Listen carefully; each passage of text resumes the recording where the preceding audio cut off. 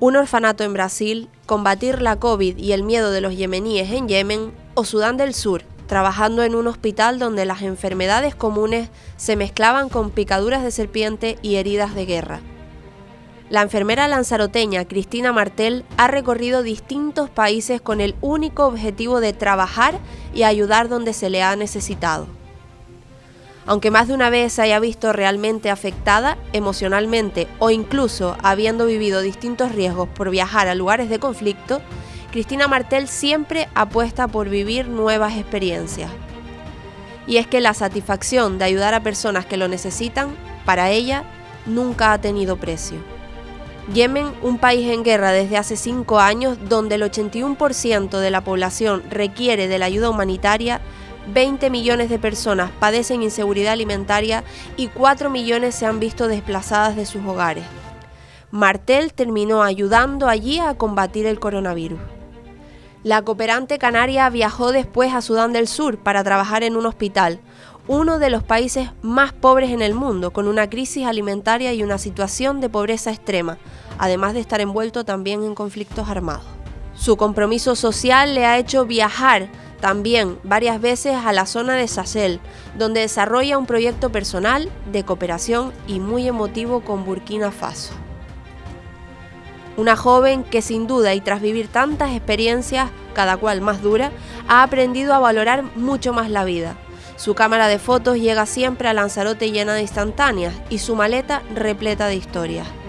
Unas muy duras y tristes y otras también muy bonitas y emotivas.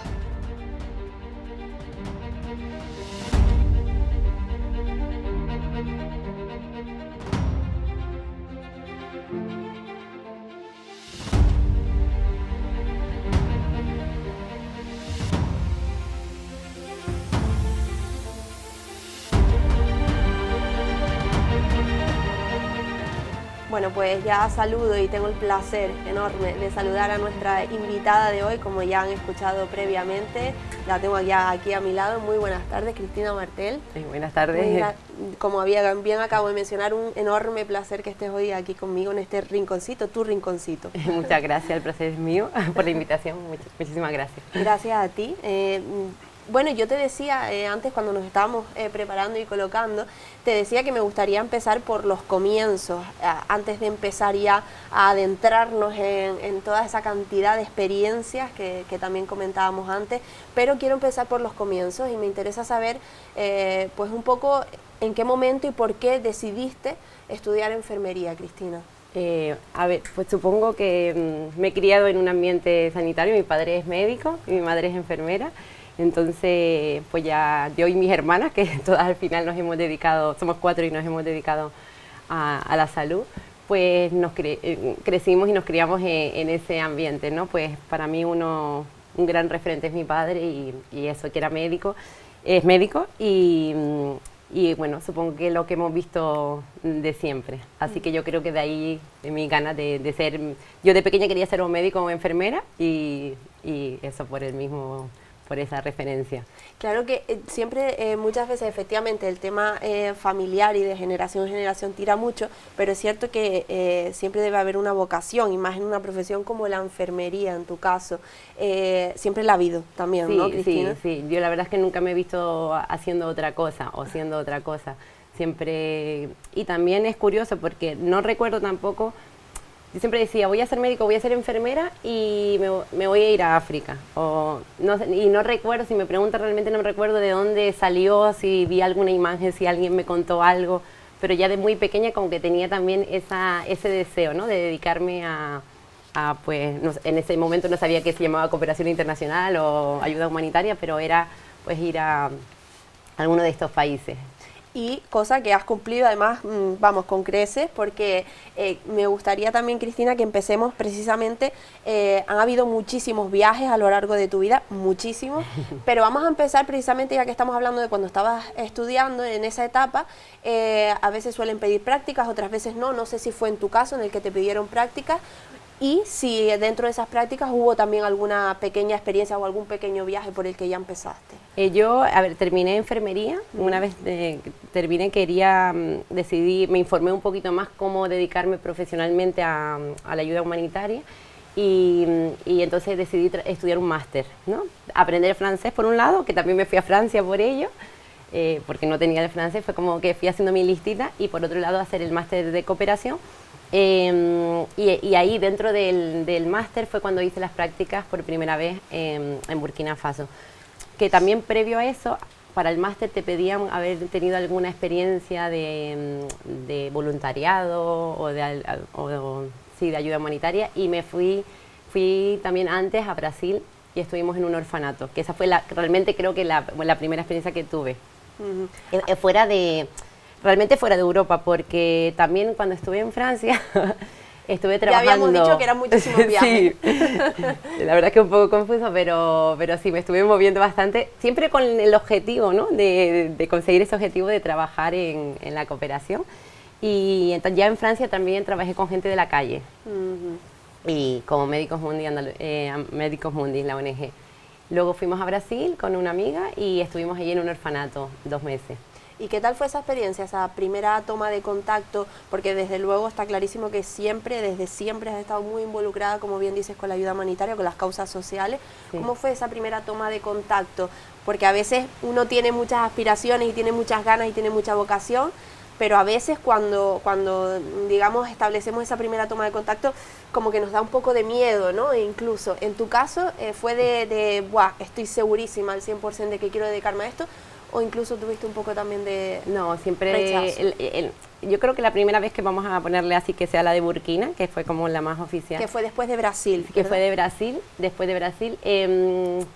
Pues sí había miedos, ¿no? Siempre. Recuerdo miedos desde el primer momento también de estar en el avión, de decir, y si todo lo que he estado soñando, porque ahí sí que llevaba ya una trayectoria, digo, todo lo que he estado esperando o formándome y luego no me gusta, o luego me decepciono, o luego...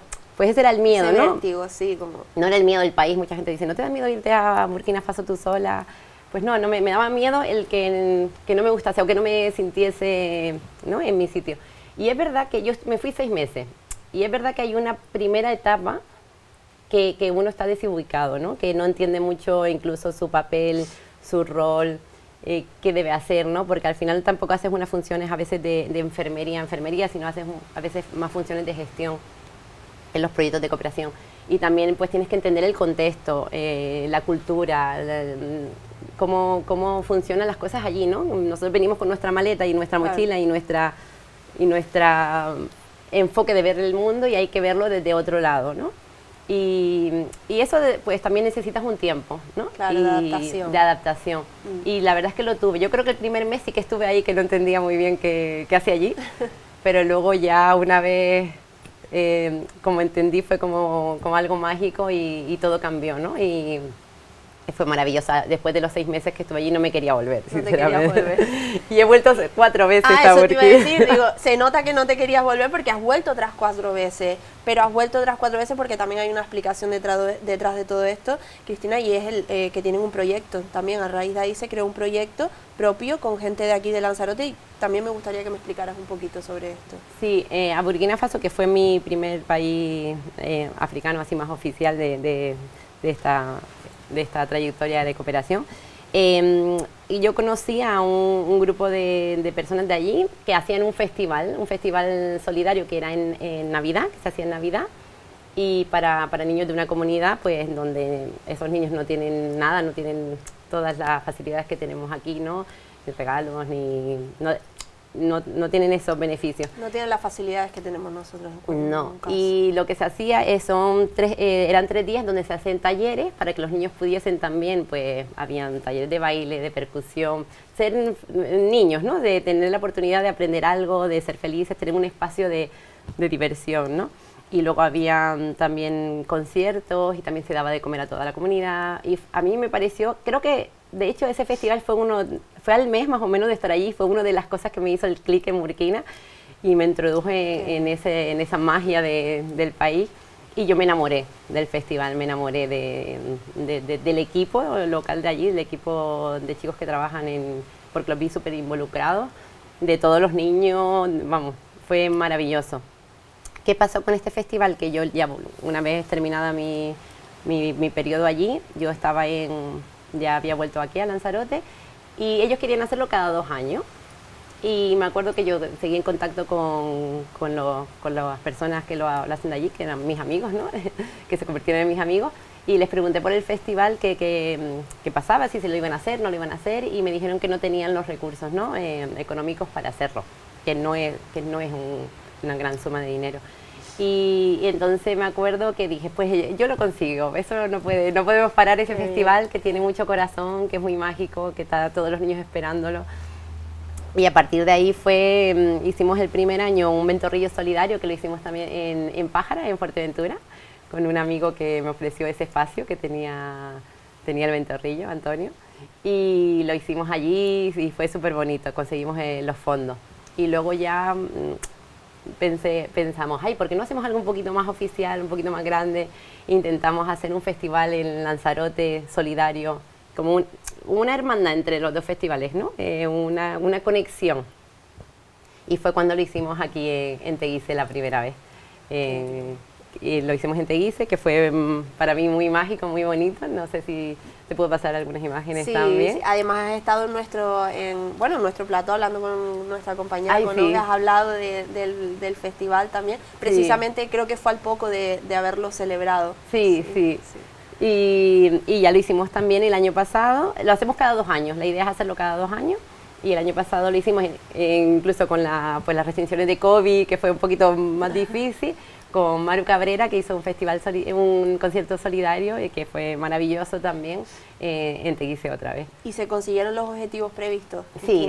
¿Han podido trasladar esos beneficios a aquella zona y han podido sobre todo continuar con el festival? Sí, lo hemos conseguido y se han hecho las ediciones y las personas han estado súper contentas, así que estamos muy contentos también. Y me imagino que, quiero preguntarte también por esa parte, ¿no? Que ese momento de satisfacción, de decir, lo he conseguido ya no por mí, sino por todos ellos, ¿no? Sí, sobre todo por eso. Eso tiene que ser muy emocionante, ¿no? Sí, es muy emocionante, muy emocionante. Y poder transmitir también aquí pues un poco tu gente, ¿no? Mi gente, pues yo me siento como, soy de Lanzarote, pero transmitir un poquito mi amor por Burkina, por las personas que también me cuidaron tanto allí, porque no es como que también le debes un parte, lo haces también por transmitirle, ¿no? Por lo que le debes a aquel país, porque también le debo a Burkina mucho. Claro, porque ocasionó muchas cosas en ti. O sea, sí. Bueno, claro, fue de las primeras experiencias, apartando el tema de Brasil y demás, fue la primera toma de contacto y, como tú dices, realmente ejerciendo de enfermera. Aunque sí que te quiero preguntar, porque antes me decías, es verdad que a veces sentía como que no estaba ejerciendo en sí de enfermera, ¿no? Sino como de otras tantas cosas. ¿A qué otras tantas cosas te refieres? ¿Qué hacías en ese sitio? Pues también haces mucha coordinación, ¿no? De abrir actividades, cómo gestionas, contratas personal, haces una parte un poquito también de supervisión y de coordinación de proyectos. Bueno, y también lo del festival que me estabas comentando, que también son actividades que se claro, suman. ¿no? Y luego pasaban 1000 cosas también, como el festival que se sumaba y tú te unías allí y te ponías a hacer educación sanitaria o simplemente participar con los niños. También estuve colaborando con unas niñas que encontramos un día en una campaña de malnutrición, encontramos unas niñas con labio leporino, que es una enfermedad del paladar hundido, que necesitan una cirugía para eso. Aquí en España también pasa, en Europa, y se operan, pero claro, eran niñas que tenían 6 años y 4 o 6 años creo que tenía, y estaban totalmente en una comunidad de nadie los encontraba. Pues una de las cosas que también a mí me gustó mucho fue intentar buscarles pues un equipo quirúrgico que las pudiese operar. Oh, qué bien. Y claro, me volví un poco loca mandando mensajes pues aquí en España para ver si ellas podían venir para acá o si había alguien que iba a Burkina Faso. Y lo bonito de esta historia es que encontré pues un equipo de cirujanos que vino a Burkina Faso, que justo era un español, un cirujano español y uno francés, y las operaron y estuve con ellas y bueno, para mí fue también un momento súper mágico, súper bonito. Desde luego, me lo estás trasladando a mí y no estuve en ese momento, pero desde luego que es como imagino que cada vez que lo cuentas es como revivirlo. Sí, ¿no? sí. Y te iba a preguntar también, Cristina, que me decías de justamente... Yo no sé cómo afectó, porque te fuiste, imagino que, bueno, no sé qué edad tendrías, pues, más o menos. Pues por lo menos, yo creo que tenía 28, 29 años. 28, 29, ya habías terminado la carrera, las prácticas y demás, y luego ya primera toma de contacto. Puede ser. Y me interesa saber cómo, una vez que ya conoces, después de haber conocido la realidad de aquí, de toda la vida, y te vas a otro lugar y conoces esa otra realidad, ¿cómo afecta eso en tu día a día, en tu vida, en tus pensamientos, no sé, en todo al final, ¿no? Sí. Ay, me voy a emocionar. Pues, ay. Nada, lo entiendo perfectamente porque además, y eso que no hemos contado, las experiencias más...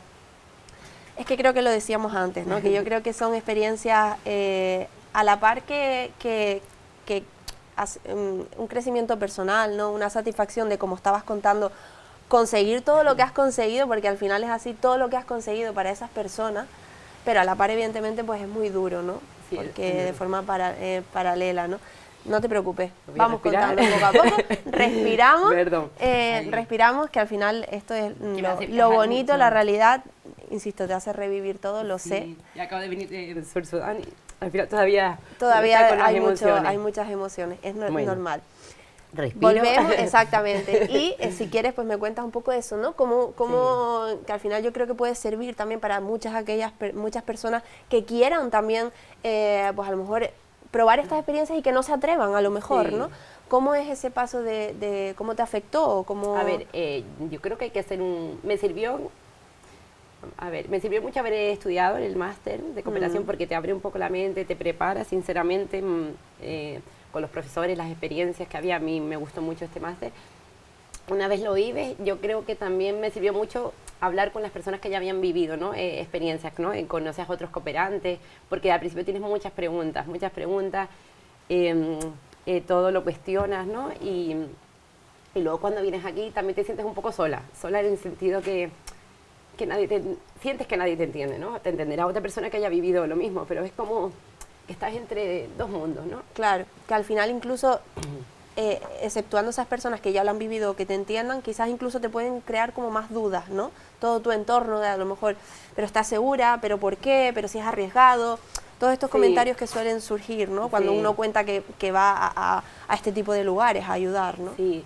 Recuerdo que, mira, tuve la suerte que la tercera vez que fui a Burkina, creo que fue la segunda vez que hicimos el festival, vinieron mis hermanas, ¿no? Vinieron dos de mis hermanas, me acompañaron. Qué guay. Y fue maravilloso para mí verlas allí y ellas lo disfrutaron muchísimo y también como que me entendieron. Me acuerdo que en un momento, que ellas me entendían ya, ¿no? Pero no te llegan a entender tanto hasta que no lo viven. Y recuerdo una vez que me dijo mi hermana, dice, es que ya ahora te entendemos, ¿no? Es como...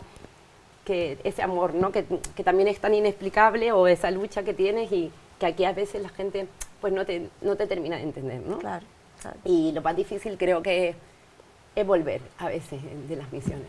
¿Volver para acá? Sí, claro. Volver. Así que todavía estoy volviendo. Sí, estás volviendo. Sí, porque es como, pues nada, tienes que... Recuerdo una amiga también que me dijo, tienes que aprender a vivir en dos mundos, Cristina, si quieres dedicarte a eso, como si fuese como una esquizofrenia, me lo mencionó así. Cuando estás allí, y cuando estás aquí tienes que volver a pisar vivir, esta realidad. Pues tus comodidades que también las tengo, ¿no? Y no, porque si no te vuelves también... Sí, a veces es verdad, tienes que, ahora que me lo estás diciendo, es verdad que caigo un poco en eso, ¿no? Como que tienes que aprender... A ver, no olvidarte de esa realidad, pero sí que saber un poco separar para que tú en tu día a día también puedas pues vivir esta realidad que al final, evidentemente, como decimos, es cómoda, en fin, en tu trabajo, que por cierto, lo decimos, también trabajas en el hospital, o sea, quiero decir, es como un poco una combinación constante, ¿no? De mi mente allí quizás y yo aquí, ¿no? Sí, es muy difícil. Al principio es difícil, es como hay que hacer un trabajo psicológico. Importante, muy importante. Y sí, porque, por ejemplo, lo que decías, el hospital, ¿no? Luego llegas de hospitales que no tienes casi material, no tienes nada, a venir aquí a tenerlo todo y luego también hay gente que pues, se queja, ¿no? Que siempre hay cosas mejorables, ¿no? Como todo, y más en un hospital, porque todo se puede mejorar. Pero claro, es que no hay color, ¿no? Son dos mundos totalmente diferentes. Y cuando notas esa queja o que la gente no lo valora, pues también es muy doloroso. Pero tampoco puedes ir diciéndole a las personas, porque al final cada uno vive su realidad, ¿no? Claro, exacto. Y cada uno tiene su aprendizaje y entonces pues ya le tocará. A veces digo, pues ya cada uno aprenderá cuando pueda o cuando lo tenga o cuando tenga ganas, porque hay personas que por mucho que tú le digas no van a ver fuera del... Exactamente. Lo que está claro es que tú probablemente habrás aprendido a valorar, vamos, hasta lo más mínimo, hasta un vaso de agua, sí, me imagino, precisamente por lo que has visto en esos lugares. Y si te parece, Cristina, vamos a adentrarnos y a meternos en más viajes, porque como decía antes, yo creo que es muy bonito todo lo que estamos contando, independientemente de que también a la par sea muy, muy, muy duro, pero es muy bonito la parte esa del crecimiento personal y la satisfacción, yo creo, de todo lo que has hecho tú por esas personas, por y para esas personas. Y me gustaría adentrarnos, yo también te estoy conociendo ahora mismo, entonces te pregunto, no sé si fue primero Sudán del Sur o fue Yemen. Yemen primero. Yemen primero, vale. Yemen primero, que fue lo del COVID, ¿verdad? Sí. Vale, pues me encantaría que nos contaras también esta experiencia, porque mientras todos estábamos aquí preocupadísimos por el tema del COVID, creo que fue después cuando llegó la alerta máxima, sí, justo unos días después de irte tú te fuiste a Yemen a luchar contra la COVID allí, a ayudar a todas esas personas. Sí, justo de verdad, me fui y creo que pues una semana o 2 semanas antes Exacto. de que pues cerraran el país y que casi no me puedo ir, ¿no? Yo a veces pensaba, llegué allí y digo, uy, y para mí fue raro al principio porque dije, por una vez que hay una pandemia o algo en casa, por decirlo así, digo, también quería estar ayudando aquí, ¿no? Fue como una contradicción ahí de decir, ay, pues a lo mejor debería haber estado en Lanzarote, sobre todo al principio. Claro, pero como tampoco estaban tan mal las cosas justo cuando sí. tú te fuiste, sino que empeoraron después, sí, también claro. No, y luego ya sabía que tenía que estar allí, ¿no? Pues yo me fui para otro proyecto, que era un hospital y un proyecto de cólera, que estábamos realmente cerrándolo, no había tanta cólera. Y justo pues llegó el COVID, ¿no? En ese momento, que allí sí que tardó un poco más en llegar, porque como es un país totalmente cerrado, pues en guerra no entra tanto flujo de personas, pues tardó en llegar, ¿no? Pero llegó. Y bueno, fue una experiencia, la de Yemen fue una experiencia también, pues lo mismo, agridulce, ¿no? Por un lado muy dura, muy dura, y por el otro lado muy bonita, porque el equipo al final trabajamos allí con todo equipo local, ¿no? Con toda la gente de Yemen. Y menos, éramos 3 expatriados, 3 personas de fuera. Y el equipo era maravilloso, también se implicó muchísimo, pese al miedo, ¿no? Pues también había mucho miedo, mucha incertidumbre, ahí sí que no teníamos material, no había oxígeno, bueno, es que no había casi recursos, no habían. Y fue difícil porque fue de empezar desde cero, desde elegir un sitio donde íbamos a abrir el proyecto, el hospital, desde poner las camas, cuántas camas necesitamos, cuántas botellas, claro, que nosotros aquí, eso siempre lo cuento en alguna entrevista, que yo no había pensado nunca de dónde viene el oxígeno. El oxígeno para mí viene de las paredes del hospital, directamente, ¿no? Claro. Tú abres el oxígeno a tope y ya está. Allí teníamos las balas estas de oxígeno, que pesan muchísimo, y se acababan enseguida, ¿no? Porque los pacientes necesitaban mucha cantidad, mucho flujo, y duraban a lo mejor 3-4 horas y se acababan, ¿no? Y íbamos rodándolas de paciente a paciente. Fue la verdad es que bastante horrible y hasta el punto de que algún paciente falleció por culpa de que el oxígeno, ya no nos quedaban botellas.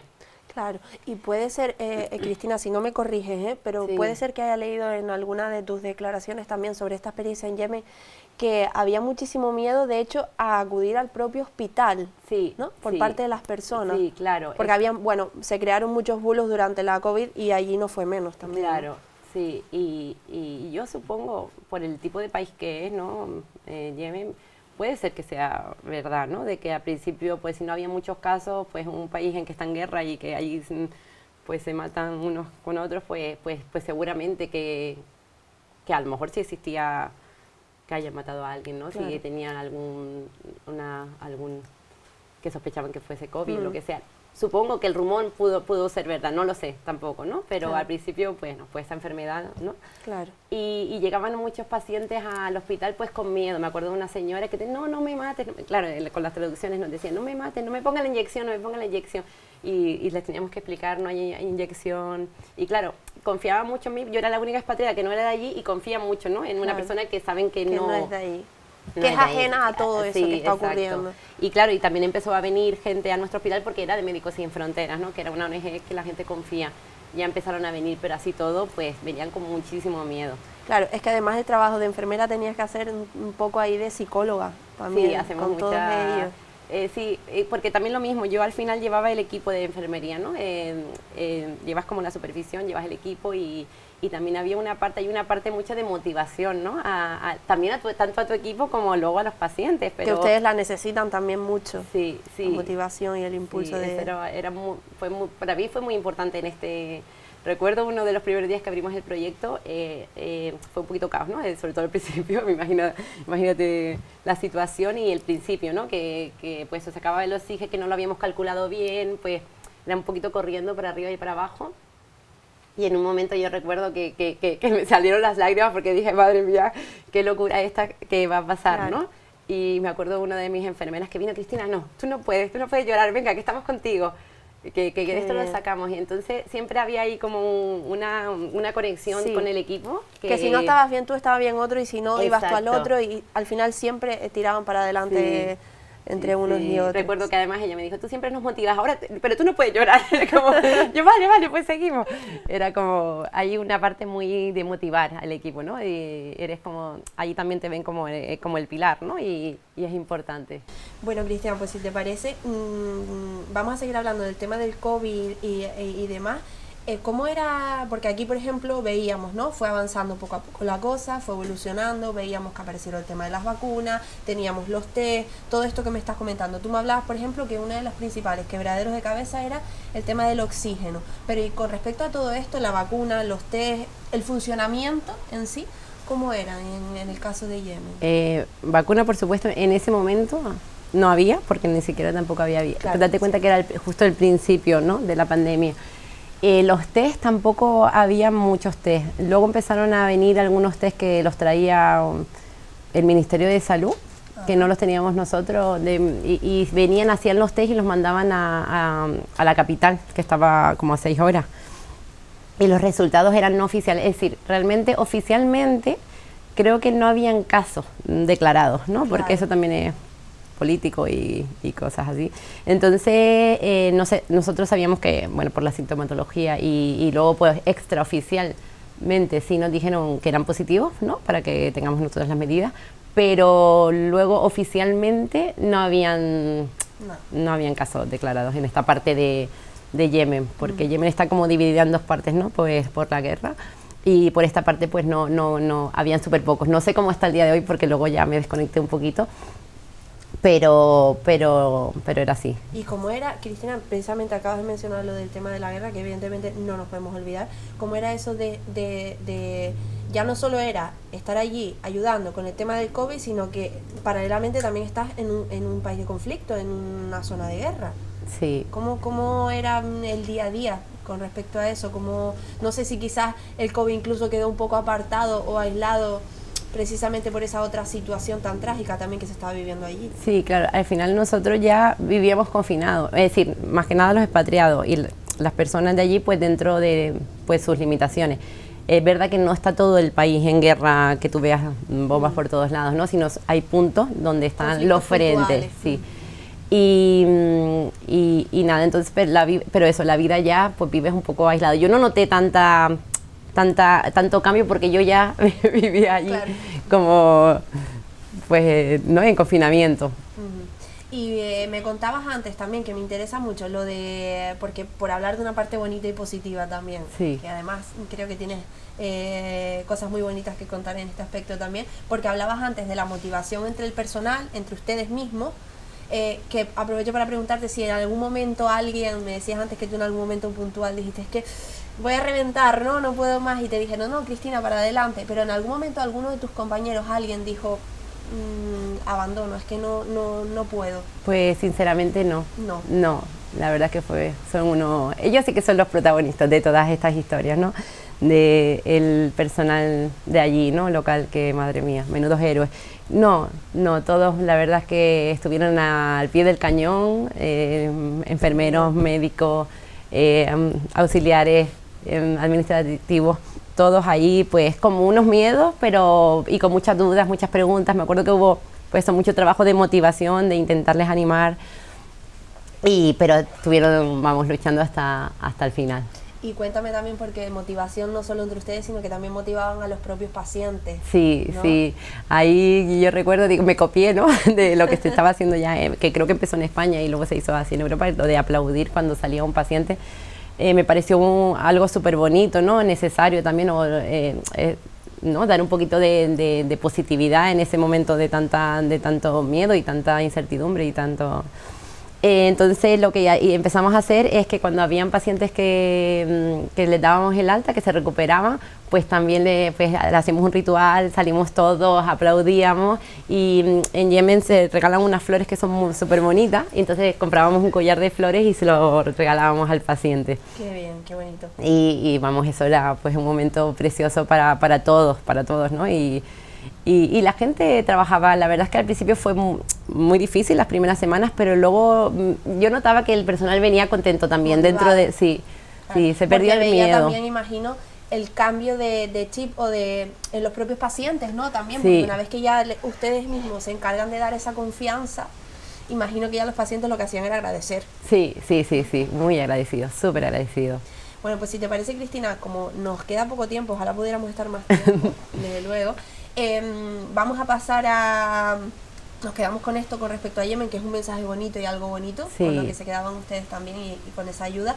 Y vamos a pasar a otra de tus grandes experiencias, yo creo de las experiencias también que te han marcado, por supuesto, tu vida, y es en Sudán del Sur. Después sí. de venirte de Yemen, si no me corriges, estuviste un tiempo aquí en Lanzarote trabajando en el hospital. Sí. Y luego, ¿cómo te surge esa experiencia de irte a Sudán del Sur? Pues me volvió con él. Yo tengo la posibilidad, ¿no? Como ya trabajo con Médicos Sin Fronteras, de poder volver de misión cuando más o menos esté disponible, ¿no? Tengo ahora esa suerte, he conseguido ese equilibrio. Y nada, pues decidí, estuve un tiempo aquí que, pues por motivos personales, que también necesitaba un poquito ese parón, y ya luego otra vez me picó el gusanito. Sí, creo que esto va a ser para siempre, ¿no? Y ya necesitaba también mi alma ir otra vez a misión. Entonces, pues al final tú te pones disponible y ellos te proponen las misiones, y me propusieron Sudán del Sur. Y fue este mismo año que fui 3 meses. Pues cuéntame un poco, no sé, porque claro, yo no sé si cuando a ti te proponen, como bien dices, los destinos y demás, si ya sabes con lo que te vas a encontrar, si te alertan un poco, te advierten, si sabes un poco de qué vas a tener que ejercer, qué es lo que vas a tener que hacer, o a pesar de que te den cierta información cuando tú llegas, es como un mundo nuevo, ¿no? Sí, ellos te informan y te ponen en contexto un poquito de la situación y cómo está el proyecto. A veces te toca abrir un proyecto, a veces te toca en mitad, a veces te toca terminarlo, ¿no? Y te ponen en contexto, pero al final, hasta que no llegas allí y ves la realidad, pues nada tiene que ver. Es muy diferente, ¿no?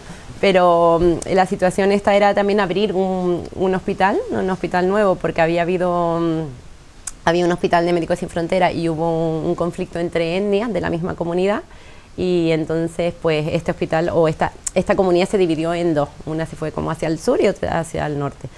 Y a mí me tocó ir hacia el sur, hacia el norte, perdón, hacia el norte, hacia arriba. Y me tocó abrir con el equipo, en Médicos Sin Fronteras se dividió en dos porque no tomamos parte, ¿no? Somos neutrales, entonces fue ayudar a 2 comunidades. Y a mí me tocó en el equipo del norte.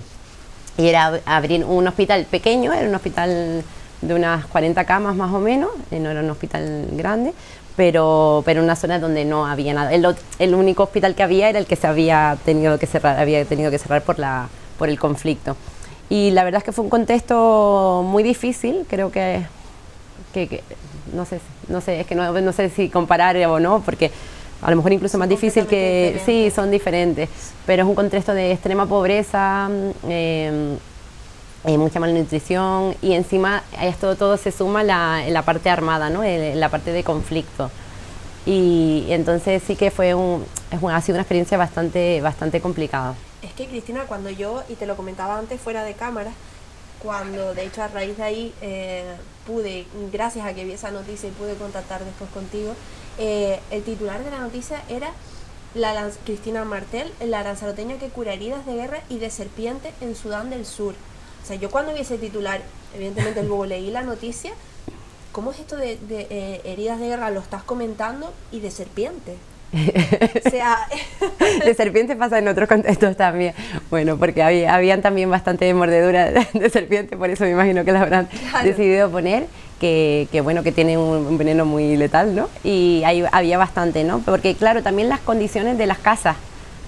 Las casas son muy primarias, ¿no? Las estructuras, y también se meten, ¿no? Las serpientes en las casas de ellos, por eso también. Y tampoco hay luz en la comunidad, claro. Estamos hablando de una comunidad que ellos no tienen luz por la noche, no tienen agua, no tienen baño. Realmente es una comunidad muy primaria, claro. Muy precaria. Y Cristina, claro, porque me estás hablando del tema también de los recursos y los materiales y demás. Por mucho que hayan grandes profesionales, como es tu caso, que eres una gran profesional en el sector, en el mundo de la enfermería, ¿cómo hacías en esos lugares porque al final, por mucho que quieras y pudieras, si tuvieras los recursos necesarios, ¿cómo hacías para en estos casos que no contabas con el material que necesitabas para ayudar a esas personas? Porque creo que también en el caso de Sudán del Sur hablabas concretamente del tema de la sangre, ¿no? De las transfusiones de sangre y todas estas cosas. ¿Cómo se las arreglaban? Pues tienes tus limitaciones, está claro. Tienes tus limitaciones, y hay cosas que puedes hacer y cosas que no puedes hacer. Lo intentas lo máximo, pero desde luego que hay cosas que no se pueden hacer, ¿no? Y por ejemplo, lo de la sangre, claro, no teníamos banco de sangre, no podíamos mantener la sangre, y lo que hacíamos era, pues, cuando se necesitaba sangre, pues intentar hablar con la familia para buscar un donador, y si con una bolsa sola no nos valía, pues tendría que llamar, o el grupo no era el mismo, pues tenía que ir llamando a gente de la comunidad. Lo que hacemos es un trabajo un poco conjunto tenemos un equipo también de trabajadores trabajadores sociales, que también trabajan en la comunidad, y cuando necesitamos, por ejemplo, sangre, pues salen fuera, hablan con la radio, intentamos buscar, ¿no? Hacer como campañas en la comunidad de que se necesita sangre, que vayan los donadores al hospital. A veces pues le damos un poco de comida, o le incentivamos con algo para conseguir la sangre, pero a veces no, sobre todo con los grupos negativos, es muy difícil. Es que a veces es complicado aquí el tema, me imagino en esos lugares, claro. Allí es muy difícil, sí. Cristina, lo vi también en lo que es las declaraciones y la noticia, y por eso te pregunto. Es una parte un poco, yo creo que bastante dura, pero me impactó muchísimo. Si no me corrige, leí que en una etapa determinada, no me acuerdo la fecha o que sea, creo que estabas allí, un enfermero que trabajaba con la ONG fue asesinado en su casa. Sí, eso fue, pues yo no estaba ahí, ¿no? Fue antes.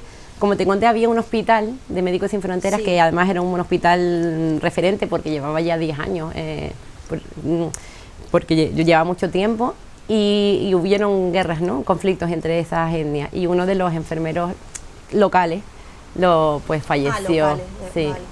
Vale. Claro, es que te preguntaba porque al final es uno de los miedos, ¿no?, que uno afronta cuando va a ese tipo de países. Digo yo que dentro de lo que cabe estarían en la zona más, cuando van a estos lugares están en las zonas más seguras. Sí, nosotros, bueno, siempre tenemos pues una persona de seguridad que está ahí y tal, pero siempre hay un riesgo, ¿no?, de que te pueda pasar algo. En general, no depende también mucho del contexto. No solemos ser no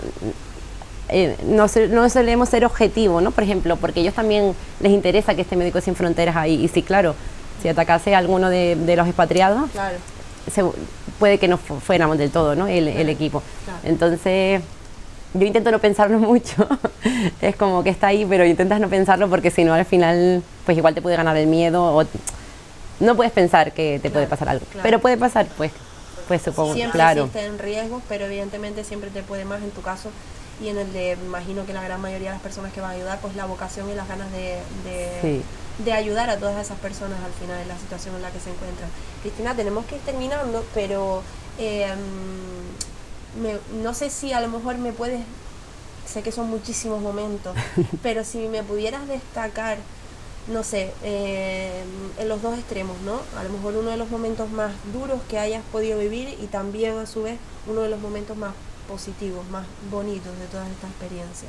Sé que son muchísimos, sé que te estoy pidiendo mucho, pero bueno, si recuerdas a lo mejor alguna anécdota, algo, en un lado y en a otro. ver, duro, yo creo que en general, para no poner pues al final eso, las limitaciones, ¿no? De cosas que a lo mejor ver pacientes, y sobre todo cuando es niño, porque tenemos muchos niños allí, que es algo que es totalmente diferente en nuestro hospital, ¿no? Aquí la mayoría son personas mayores y allí la mayoría son niños, ¿no? Entonces creo que lo difícil es cuando ves a niños que se mueren por malaria, ¿no? O enfermedades que que son niños sanos, de repente pues una enfermedad como la malaria, pues hace que fallezca. Pues yo creo que eso es lo más difícil, ¿no? De decir que pues enfermedades que a lo mejor no deberían existir y existen. Y la impotencia, ¿no? Sí. De no poder quizás llegar a donde quisieras llegar por las limitaciones. Exactamente, eso es lo más difícil, la malnutrición, cuando no debería nadie morir hasta el día de hoy, 2022, de hambre, ¿no? Y por comida, cuando aquí tiramos miles y miles de comida, o que haya conflicto armado, ¿no? Que recuerdo que era verano, ¿no? Cuando yo estaba allí y pues mientras ves en el Facebook o tus amigas te mandan mensajes que la gente está de fiesta, pues hay gente que se está muriendo, ¿no? Hay comunidades, atacando a niños. Entonces eso creo que es lo más duro, poder gestionarlo, y lo más bonito, que me quedó, lo duro lo digo primero, y lo más bonito pues creo que es el equipo local, ¿no? Porque al final tú trabajas con un equipo enorme, porque nosotros trabajamos con eso, casi todo, contratamos a personal local y trabajas con ellos, ¿no? Y pues al final son tus compañeros, tus amigos, compartes lo malo, pero compartes momentos muy buenos, sí. Pues algún momento que también hacemos nuestras celebraciones y bailamos y hacemos, ¿no? nuestra fiestita, pues todos esos momentos que compartes con personas maravillosas, que luego pues tienes que dejar un poco allí, que es difícil, pero que se convierten en parte de tu vida y de tus historias. Pues Cristina, me alegro muchísimo que hayas dejado el momento bonito para el final, porque así nos quedamos con eso, con Sí. buen sabor de boca, aunque yo creo que sin duda toda la entrevista, al igual que tu vida, a pesar de que hayan sido y hayas contado muchos momentos duros, creo que nos ha ayudado muchísimo a entender muchísimas cosas y a valorar mucho. Bueno, muchas cosas. muchas gracias. Muchísimas gracias, Cristina. Gracias a ustedes, gracias a ti. Bueno, y a todos ustedes, gracias un día más también por escucharnos. Como ven, bueno, y lo comentaba ahora mismo, espero que a todos ustedes, a todos los que hayan escuchado a Cristina en esta entrevista, al igual que a mí, les haya servido para valorar un poquito más la vida. Nos vemos la semana que viene con más relatos de vida.